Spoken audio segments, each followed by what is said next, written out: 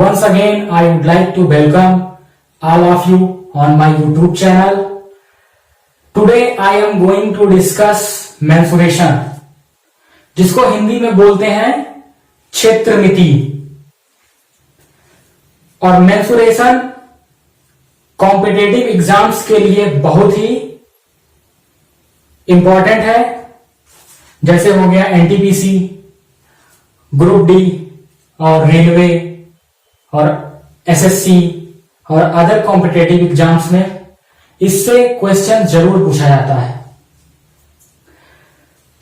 तो आप हेडिंग लगा लिए होंगे मेंसुरेशन, और इसके अंतर्गत हम एक टॉपिक आज सीखेंगे और वह क्या है, रेक्टेंगल, जिसको हिंदी में बोलते हैं आयत। तो आयत क्या होता है आज हम सीखेंगे, एकदम बेसिक से सीखेंगे, जीरो लेवल से।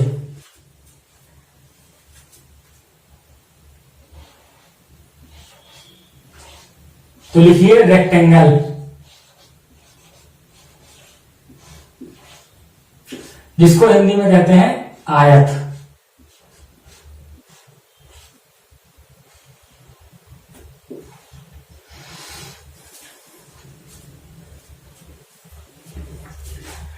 आयत किसे कहते हैं?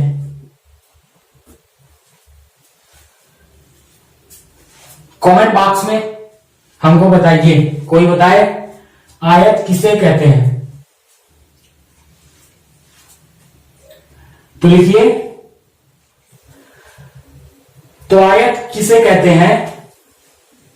ऐसा चतुर्भुज जिसकी सम्मुख भुजाएं बराबर होती हैं तथा समांतर होती हैं तथा प्रत्येक अंतःकोण 90 अंश का होता है, उसे आयत कहते हैं।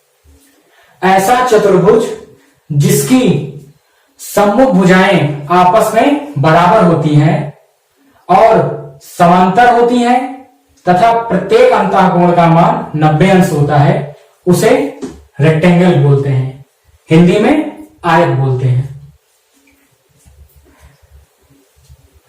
अब यहां पर एक पॉइंट लिखना है,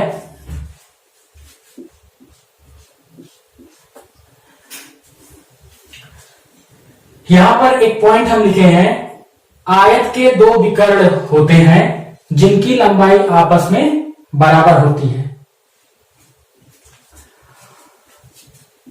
और ये एक दूसरे को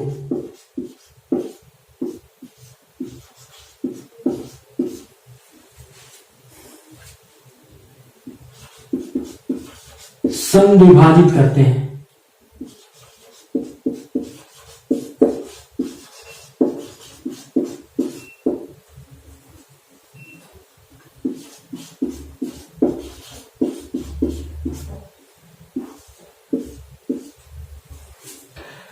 आयत के दो विकर्ण होते हैं जिनकी लंबाई आपस में बराबर होती है और ये एक दूसरे को समद्विभाजित करती है। अब हम इसको चित्र के माध्यम से समझेंगे।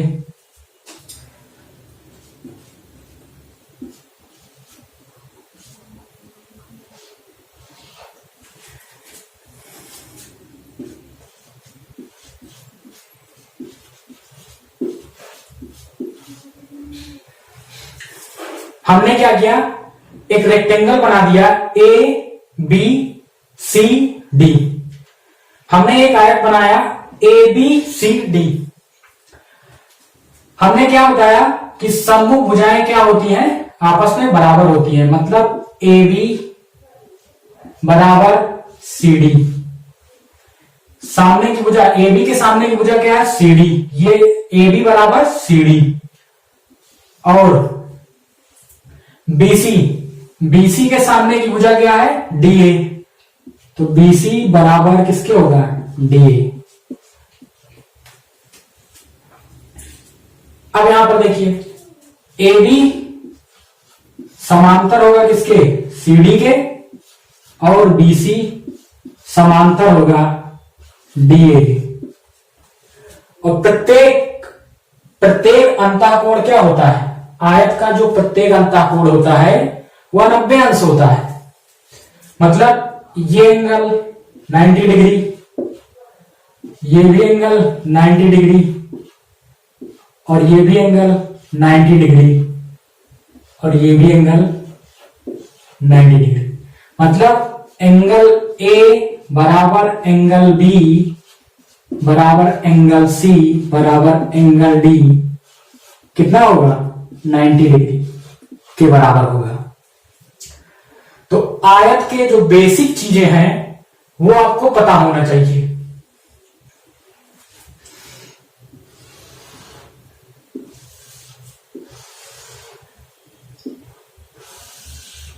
एक चीज बताए थे स्टार लगा के, आयत के कितने विकर्ण होते हैं? 2 विकर्ण होते हैं। आयत के कितने विकर्ण होते हैं? 2। और दोनों की लंबाई क्या होती है? आपस में बराबर होती है।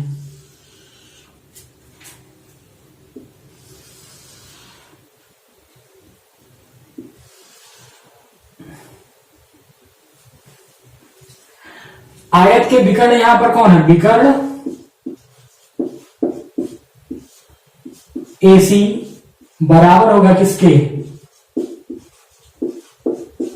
विकर्ण BD के। जो विकर्ण AC है वो बराबर होगा किसके? विकर्ण BD के। और ये एक दूसरे को क्या करते हैं? समद्विभाजित करते हैं। ये मान लेते हो अगर ये BD है और ये AC है तो AC क्या होगा? 2 बराबर भागों में बढ़ जाएगा। मतलब AO बराबर OC और जो BD है ये 2 बराबर भागों में बढ़ जाएगा। मतलब BO बराबर OD।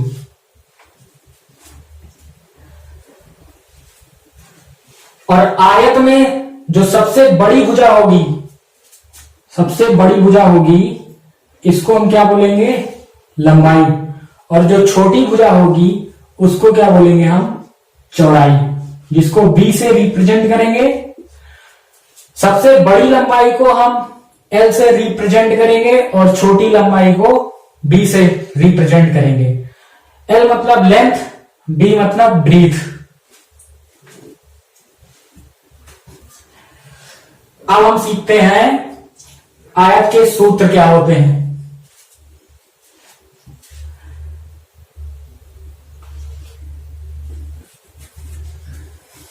जैसे यहां पर देखिए आयत की लंबाई क्या है?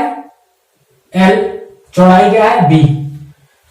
तो अगर हमको आयत का परिमाप निकालना है, आयत का परिमाप, जिसको हिंदी में परिमाप को बोलते हैं पेरीमीटर, तो P बराबर हो जाएगा क्या? 2 इंटू L प्लस B। अगर हमको आयत की लंबाई पता है, चौड़ाई पता है, अगर परिमाप निकालना है तो इस फार्मूले से निकालेंगे। तो अगर आयत का क्षेत्रफल निकालना है, आयत का क्षेत्रफल, क्षेत्रफल को हिंदी में बोलते हैं एरिया। एरिया निकालना है तो क्या होगा? L into B। लंबाई और चौड़ाई को गुणा कर देंगे। और आयत का अगर विकर्ण निकालना है,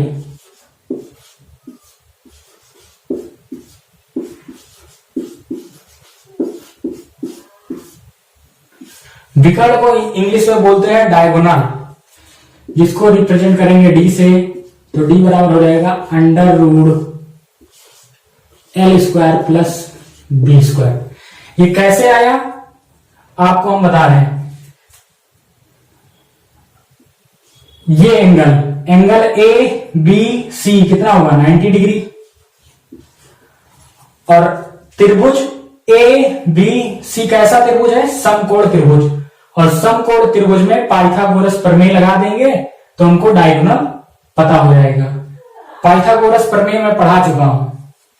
अगर जो वीडियो नहीं देखे हैं तो जाके थ्योरम वाली प्रमेय देख सकते हैं।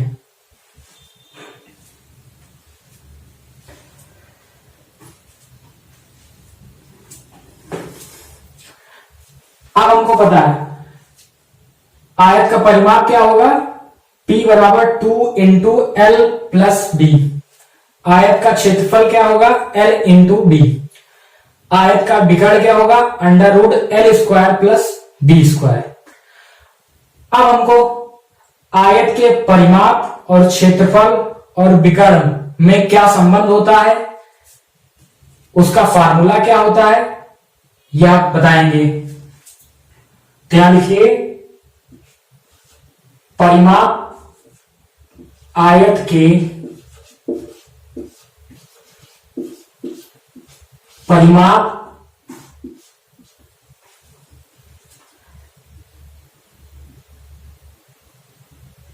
क्षेत्रफल और डायगोनल में संबंध।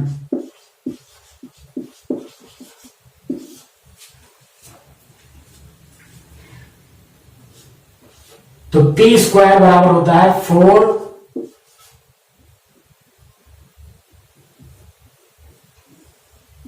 D square plus 8a। इस सूत्र का प्रयोग हम तब करेंगे अगर इनमें तीन में से अगर हमको दो चीजें पता है, परिमाप पता है, डायगोनल पता है, तो एरिया निकाल लेंगे। एरिया पता है, डायगोनल पता है, तो पेरीमीटर निकाल सकते हैं। अगर हमको पेरीमीटर और एरिया पता है तो डायगोनल निकाल सकते हैं। कैसे आया यह भी आगे बताएंगे अभी।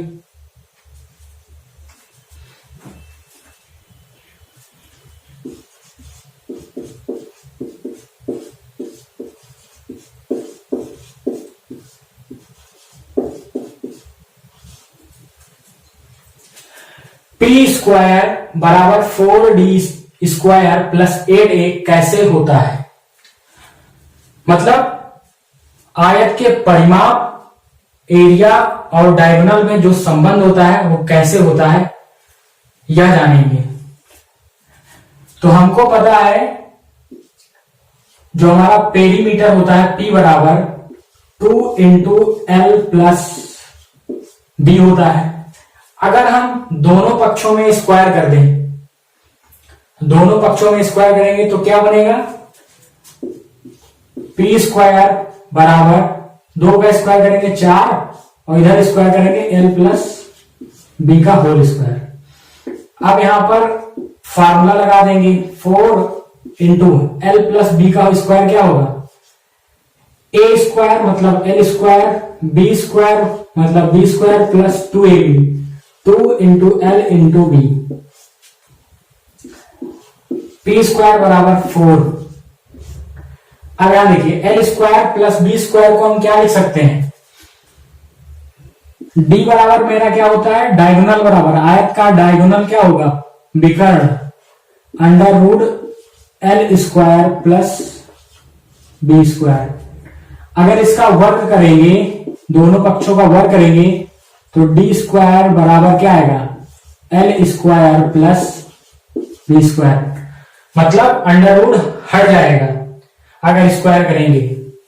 तो यहां पर L square plus B square की जगह क्या रखेंगे, D square plus 2 L B A बराबर एरिया बराबर क्या होता है, एल इंटू बी। तो यहां पे रख देंगे एल इंटू बी की जगह पे क्या रखेंगे, ए रख देंगे। तो पी स्क्वायर बराबर 4d स्क्वायर प्लस 4 8a। तो कैसे आया, उम्मीद करते हैं कि आपको यह समझ में आएगा। जब भी हमको तीन चीजों में से हमको दो चीजें अज्ञात होंगी और एक चीज हमको निकालना होगा, तब हम इस फार्मूले का यूज करेंगे। अब हम इस पर आधारित कुछ क्वेश्चंस करेंगे।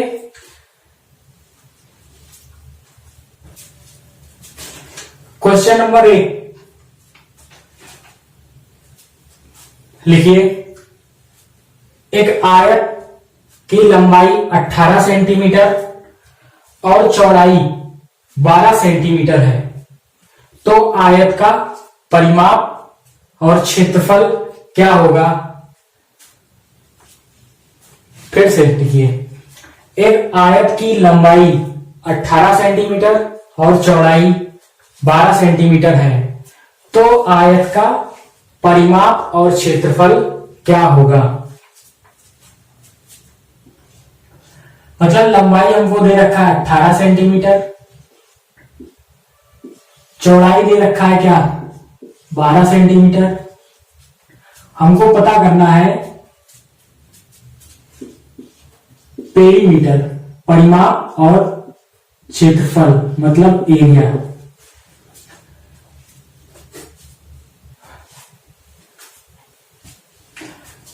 तो हमको पता है परिमाप, आयत का परिमाप क्या होता है, पेरीमीटर बराबर क्या होगा 2 इंटू एल प्लस बी।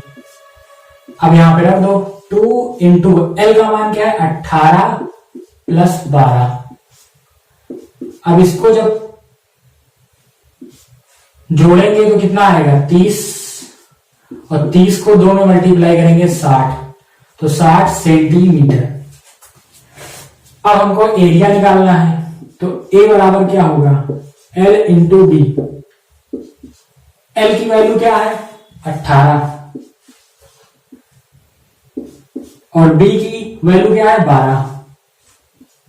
तो 18 और 12 को गुणा करेंगे कितना आएगा 18 गुना 36, 18 कम 18 और 3 21, 216 सेंटीमीटर स्क्वायर। दूसरा क्वेश्चन नोट करिए, क्वेश्चन नंबर दूसरा। एक आयत की लंबाई और चौड़ाई क्रमशः 16 सेंटीमीटर और 12 सेंटीमीटर है, तो आयत के विकर्ण की लंबाई क्या होगी।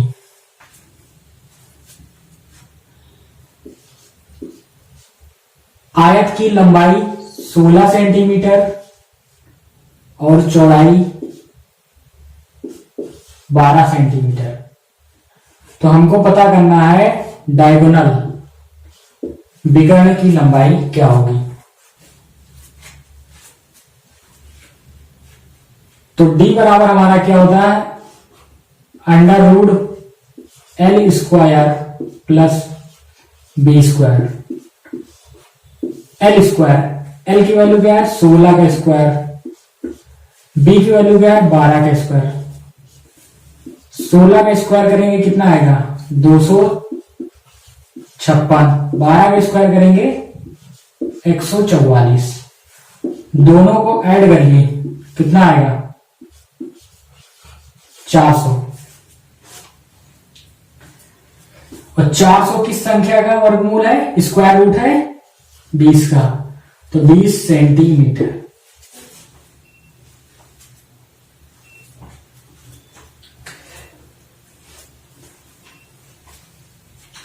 अगला क्वेश्चन नोट करिए, क्वेश्चन नंबर तीसरा। लिखिए, एक आयत की लंबाई और चौड़ाई में अनुपात 3:2 है। एक आयत की लंबाई और चौड़ाई में अनुपात 3:2 है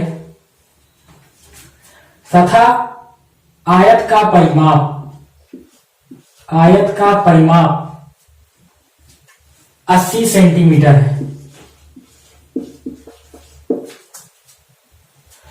तो आयत का क्षेत्रफल क्या होगा।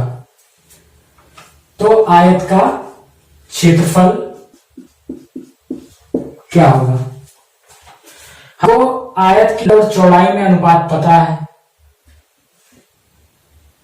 आयत का परिमाप दे रखा है, हमको क्षेत्रफल निकालना है। तो देखिए P बराबर हो 2 इंटू एल प्लस बी। अगर हम लंबाई को कुछ भी मान लें 3 है, 3x मान लेते हैं, चौड़ाई को 2x मान लेते हैं। मान ले माना लंबाई बराबर 3x और चौड़ाई बराबर 2x। तो p बराबर क्या होगा, 2 इंटू एल प्लस बी होता है। तो p की वैल्यू दे रखा है कितना, 80 रख दो, और यहां पर l की वैल्यू रख दो 3x प्लस 2x। अब देखिए 3x प्लस 2x करेंगे तो 5x आएगा, और 5x को 2 में मल्टीप्लाई करेंगे तो 10 आएगा। तो 10x बराबर कितना हो जाएगा, 80। तो हम ऐसे लिख सकते हैं 10x बराबर 80। तो x की वैल्यू क्या आ गई, 8। लेकिन हमको क्या निकालना है, एरिया निकालना है। तो सबसे पहले एरिया निकालने के लिए हमको क्या करना है, चौड़ाई निकालना पड़ेगा। तो L पर क्या आएगा, एक अगर रखेंगे तो 8 3 24, और B की वैल्यू क्या आएगी, 8 19 16। जो निकालना है निकाल लीजिए। तो A बराबर हो जाएगा L इंटू बी। L की वैल्यू क्या है 24 और B की वैल्यू क्या है 16। अब इसको मल्टीप्लाई कर लीजिए, 16 चौको 64, 16 दूना 32, 6 38